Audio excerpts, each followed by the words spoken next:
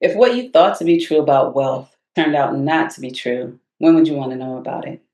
And I ask that question because there are three ways essentially that we are handling our ability to grow wealth. We're handling that as a wealth chaser,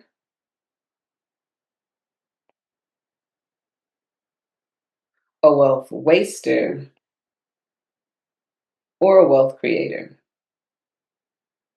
Now, it's important to keep in mind it's kind of difficult because with any other asset, we can measure it, right? We know how much money we have. We know when we're getting past a certain or below a certain amount that makes us feel comfortable or uncomfortable. We know, how much debt we have. We can measure that. But time is the only asset that we have no idea how much we have of it, right? We hope and assume that we have a long time.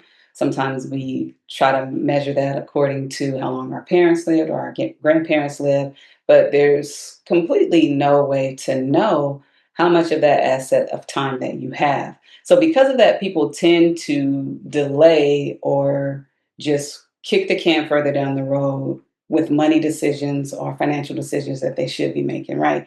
You want or should be saving for retirement, but you're 20, 30, 40 years old. So in your mind, you have a long time before you need to be really thinking about that. But if you look at just the time in general and how quickly it's been passing by, like we're already in the eighth month of the year right now, and that's crazy. So, how you choose to handle and manage your wealth according to these three ways will determine everything as far as what you're able to build and what you're able to create for yourself and for your future generations over time. Everybody talks about they want to build generational wealth, but what is that really and how do you get there?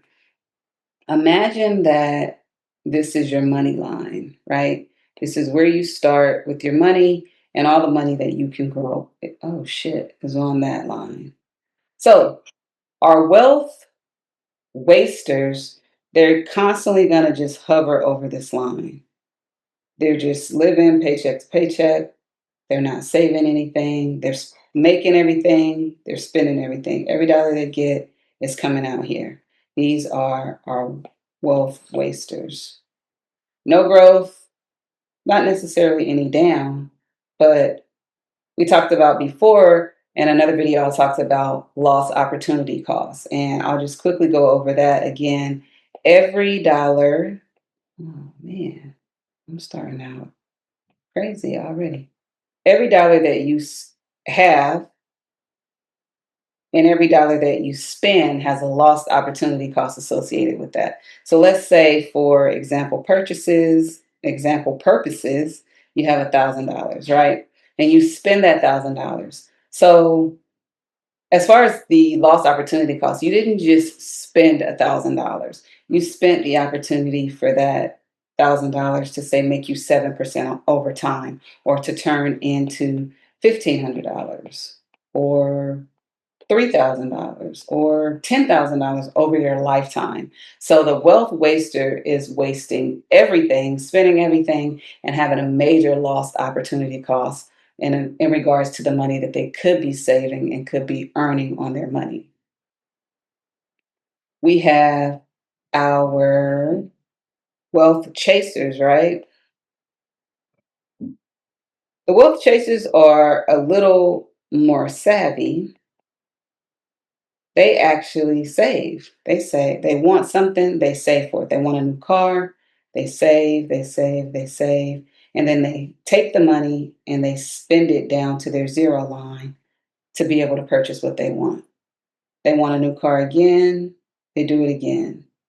They save, they save, they save, and they spend and cash out and end up back at that zero line. But remember, there's still an opportunity cost associated with every dollar. And in this case, there's a lost opportunity cost to every dollar. And the reason why the wealth chasers do this is because they don't like debt. They view it all the same. They don't want to pay any interest, but you're actually financing and paying interest on anything that you purchase. Either you're paying it in the sense of you're paying a lender, interest, like the bank, your credit card, your mortgage, you're paying interest on that, or you're losing the interest and not paying yourself because, again, that lost opportunity cost is just eating away at your ability to earn and grow money over time because you're not forcing that money into a vehicle that can grow. But you feel good because you look at them, they have a bucket that they're putting money in, keeping money in, but they're draining that bucket every time they need something or want something for what I call capital purchases. And a capital purchase, just to recap, make sure you're dropping notes, you're taking notes and you're dropping them in the comments. But a capital purchase is anything that you can't purchase with your monthly net pay. So let's say you earn $10,000 a month, right? And you want to buy a car that's 30,000. Well, that would be considered a capital purchase because you didn't earn enough in your 1 month of the 10,000 to be able to just cash out and make the $30,000 purchase. So a capital purchase typically tends to be cars, homes, weddings, what else? College, sometimes even vacations, depending on how you cash flow and pay for that. So those are our capital purchases. And the wealth chasers, again, are saving, saving, saving, and then cashing out and back to the zero line. Saving, saving, saving, cashing out, and going back to the zero line. So we've talked about the wealth chasers, the wealth wasters, and now let's look at how the wealth creators handle their money.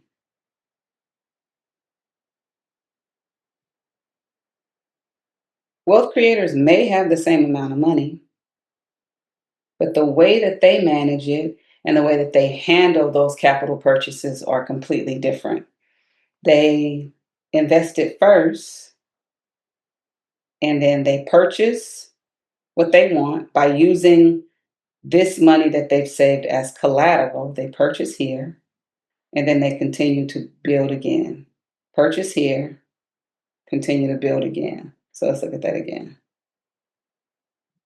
So ultimately, what the wealth creators are doing is they're taking advantage of compound interest.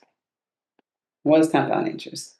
Compound interest, I believe Einstein called it the eighth wonder of the world. And basically, the belief is you're either earning compound interest or you're paying it. And let's look at it in an easy example, working out, right? Once you first go to the gym and you start doing, let's say, weights, you're lifting weights, you don't immediately see those effects, right? Your arms hurt. You're like, this shit is crazy. I'm doing all of this. I'm not seeing any results. But if you stick with it over time, you'll start to build muscle, start to lean out, and your body has to actually go into a tearing process before you get into a build and a growth process. A lot of people give up in that early beginning, so they don't even stay or put in the work long enough to see the results. So with compound interest, it works the same way. Basically, with money, your interest is earning interest. Say you have $100 and you earn 10% on that, right? So now you have $110. Well, you've gained $10 here and now you have 110. Well, now you have the opportunity for that 110 to earn interest and now you earn 10% on that and you just keep going and keep going and keep going. So you're always building beyond the initial of what you started with to gain compound interest. And even if the wealth chasers are keeping their money in a growth compounding environment, we talked about a bucket they may be keeping their money in, where let's say it's in a high yield savings account. where they're earning, I think it's like 3.4 to 4% on it right now. But let's say they're earning 3.4% on that money. Or you're keeping your money in a high yield savings account.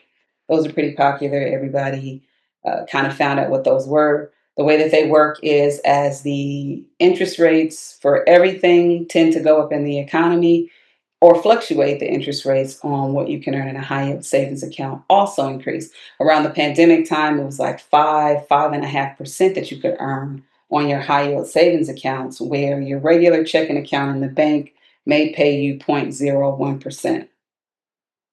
So everybody likes high yield savings accounts because if you're disciplined enough to save, your money's just sitting there anyway. So why not earn right now about 3.4% versus 0.01% in a regular checking account?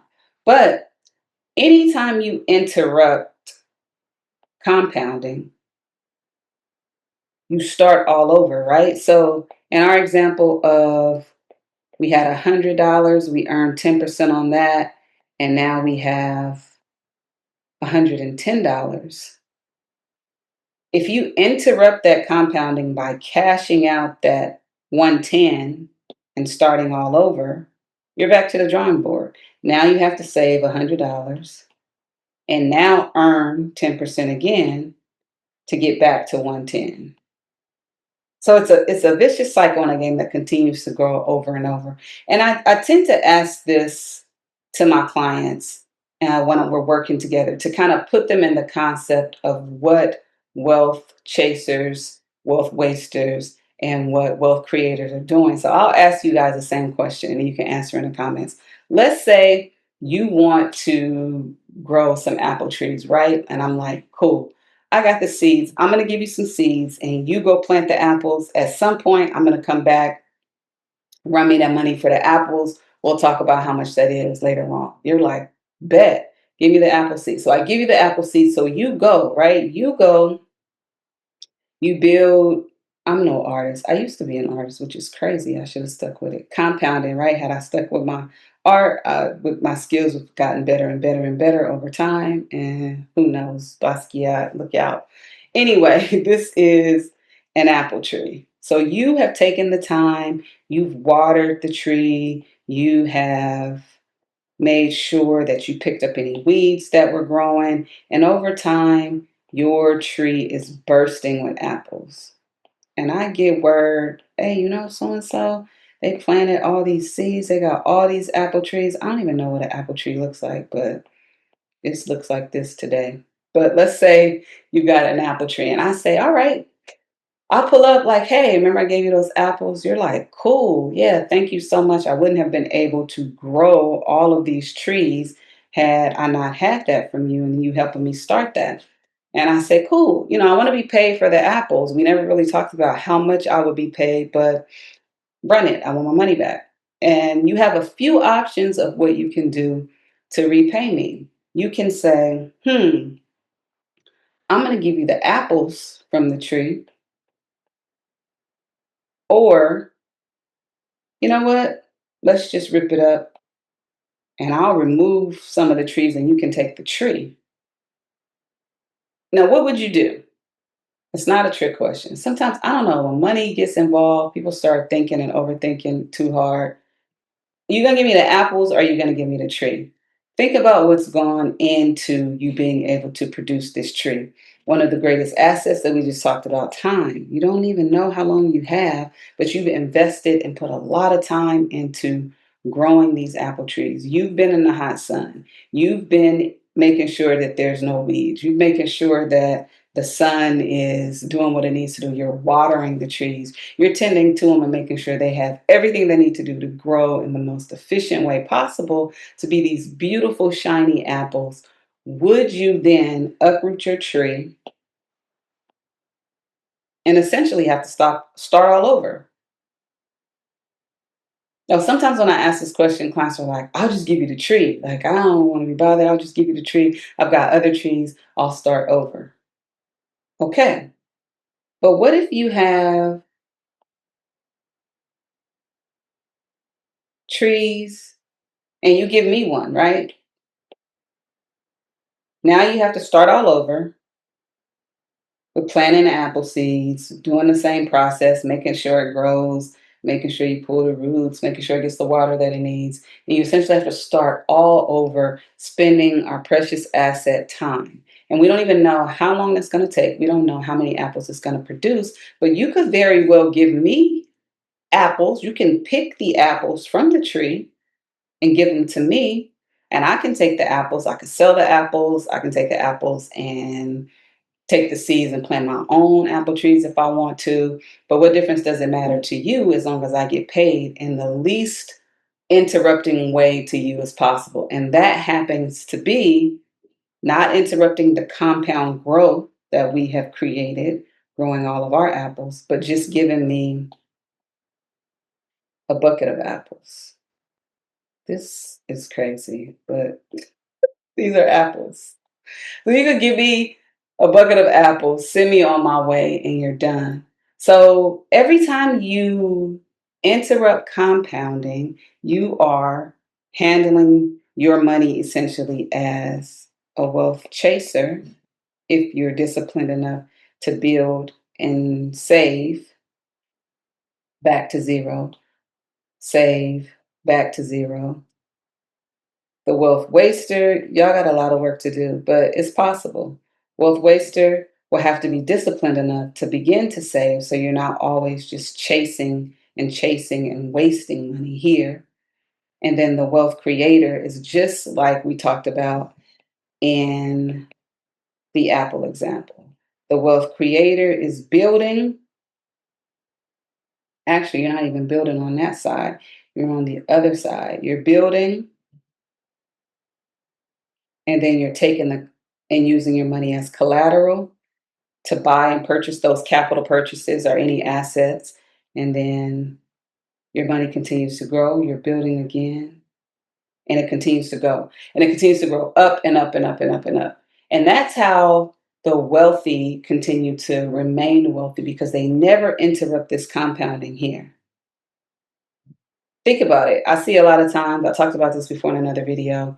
Someone will say, "Oh, I'm making my last car payment," or "I've made my last student loan payment, or my student loans are paid off." And a lot of times we spend and invest too much in other businesses or other debts or with other lenders than we do for ourselves. So let's say your car payment is $800 a month, right?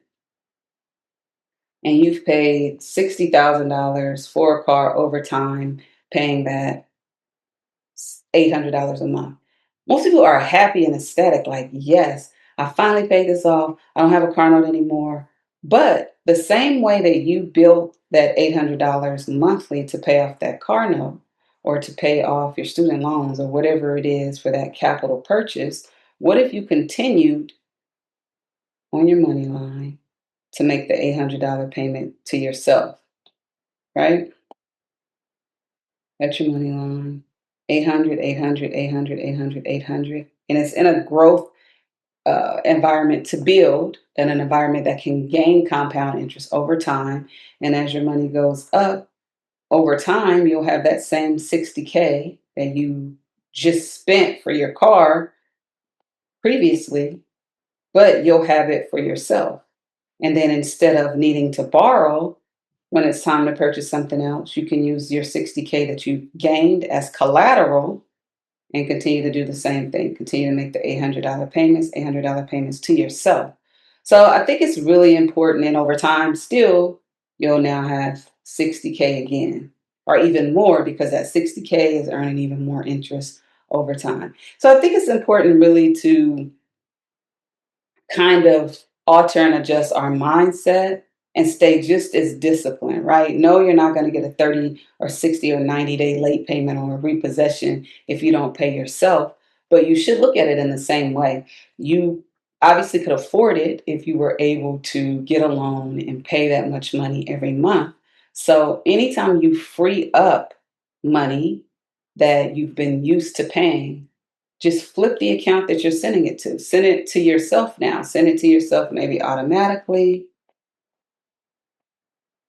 You can put it in a high yield savings account, a money market account until you decide